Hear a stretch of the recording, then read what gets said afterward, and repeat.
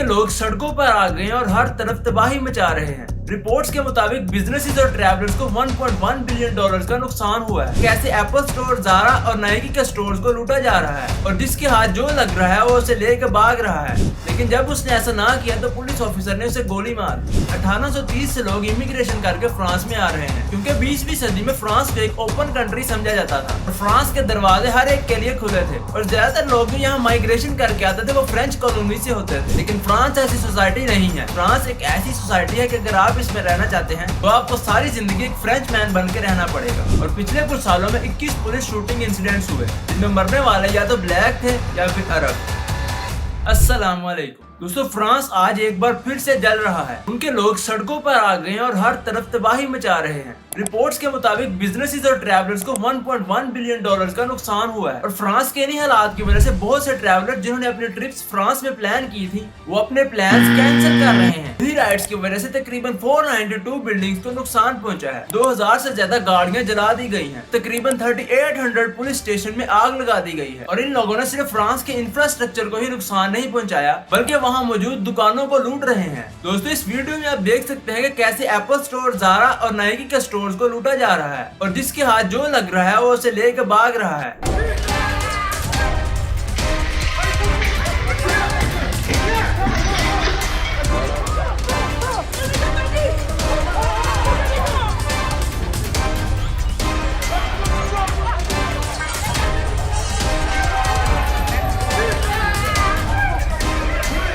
France ने तकरीबन 45,000 के करीब पुलिस ऑफिसर्स डिप्लॉयड किए हैं ताकि इन दंगों को रोका जा सके। लेकिन सवाल ये पैदा होता है कि आखिर हालात यहाँ तक पहुँचे कैसे, और इसका जवाब है एक 17 साल के लड़के का पुलिस ऑफिसर के हाथों मर्डर। इस पुलिस ऑफिसर ने उस लड़के को अपनी गाड़ी रोकने का कहा, लेकिन जब उसने ऐसा ना किया तो पुलिस ऑफिसर ने उसे गोली मार।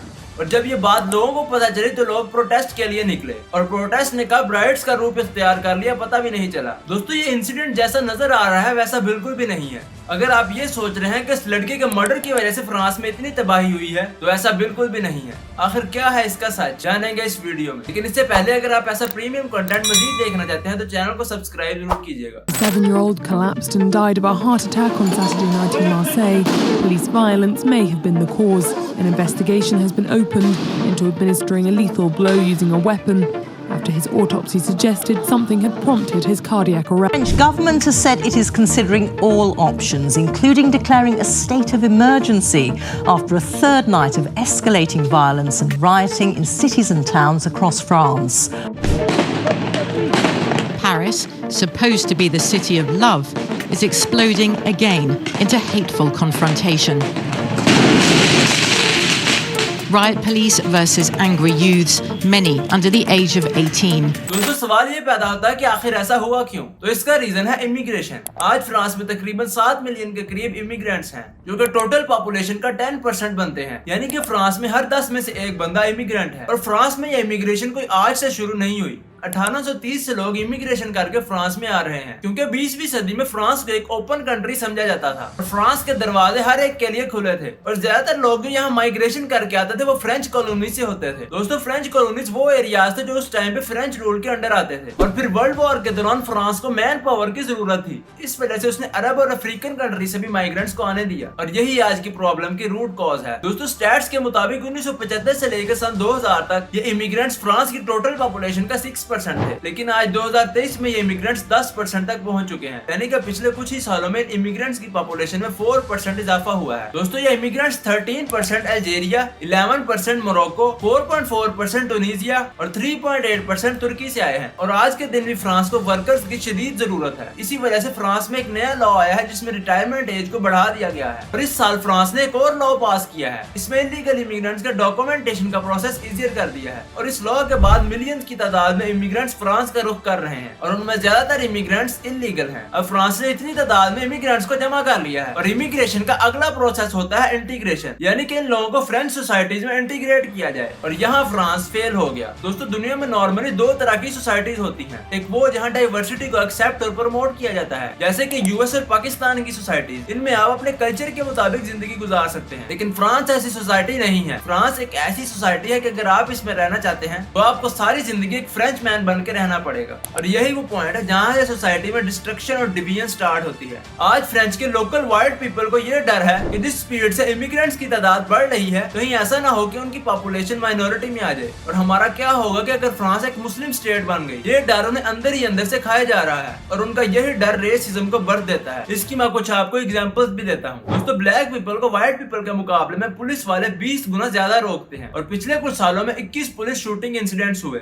जिनमें मरने वाले या तो ब्लैक थे या फिर अरब। आज फ्रांस में प्रॉपर रेसिज्म एग्जिस्ट करता है, लेकिन फ्रांस इसे मानने के लिए बिल्कुल भी तैयार नहीं है। वो लोग इन लोगों को जॉब्स और अपॉर्चुनिटीज भी कम देते हैं। आज फ्रांस अपनी उन्हीं रेवोल्यूशनरी वैल्यूज के पीछे नहीं छुप सकता। हर बंदे को फ्रेंच मैन बनकर रहना पड़ेगा। ये वैल्यूज 18th सेंचुरी में बनाई गई थी जब फ्रेंच कॉलोनीज हुआ करती थी और इन कॉलोनीज में हर जगह फ्रेंच रूल था, लेकिन आज के मॉडर्न डे वर्ल्ड में ये बिल्कुल भी एक्सेप्टेबल नहीं है और फ्रांस का यही एटीट्यूड इस तरह के इंसिडेंट्स की वजह बनता है। दोस्तों क्या आप जानते हैं कि अफ्रीका के कुछ कंट्रीज आज भी फ्रांस को टैक्स देते हैं? इसे कॉलोनियल टैक्स कहा जाता है और वो अपनी कंट्रीज में करेंसी भी फ्रैंक इस्तेमाल करते हैं और उन्हें अपने रेवेन्यू का 50% फ्रांस के सेंट्रल बैंक में जमा करवाना पड़ता है। दोस्तों एक्सपर्ट्स का कहना है कि ये मर्डर सिर्फ एक ट्रिगर था, लेकिन फ्रांस की सोसाइटी में रेसिज्म की वजह से अंगारे पहले ही सुलग रहे थे। दोस्तों बीबीसी की रिपोर्ट के मुताबिक ट्यूसडे वाले दिन सुबह 8 बजे पुलिस वाले को एक येलो मर्सिडीज बस लेन में तेजी से गुजरती हुई दिखाई दी। पुलिस ऑफिसर ने ड्राइवर को रुकने का कहा, लेकिन वो ड्राइवर नहीं रुका और रेड सिग्नल की वायलेशन करते हुए गुजर गया। 8:16 पर मर्सिडीज को हैवी ट्रैफिक की वजह से रुकना पड़ा। तब पुलिस ऑफिसर ने उस पर गन पॉइंट कर दी और उसे ये कहा कि गाड़ी बंद करके बाहर आ जाओ, लेकिन वो नहीं माना और उसने गाड़ी भगा दी। इस पर एक पुलिस ऑफिसर ने उस पर गोली चला दी और वो गोली उसके सीने में लगी और उसकी मौत की वजह बन। अब ये तो वो मौकिफ है जो कि पुलिस वाले कहते हैं, लेकिन वो लोग जिन्होंने अपनी आंखों से ये देखा वो कुछ और ही कहते हैं। वो ये कहते हैं कि जब गाड़ी आकर रुकी तो एक पुलिस ऑफिसर ने उस लड़के के सर पर अपनी गन का बट मारा और दूसरे पुलिस ऑफिसर ने भी बिल्कुल ऐसा ही किया। जब तीसरी दफा उसके सर पे बट लगा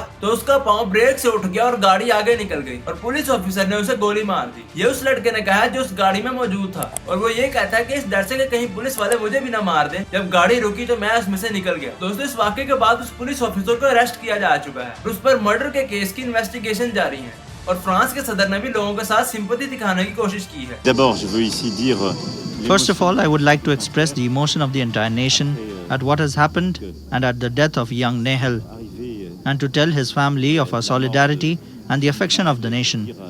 We have a teenager who has been killed. It's inexplicable, unforgivable.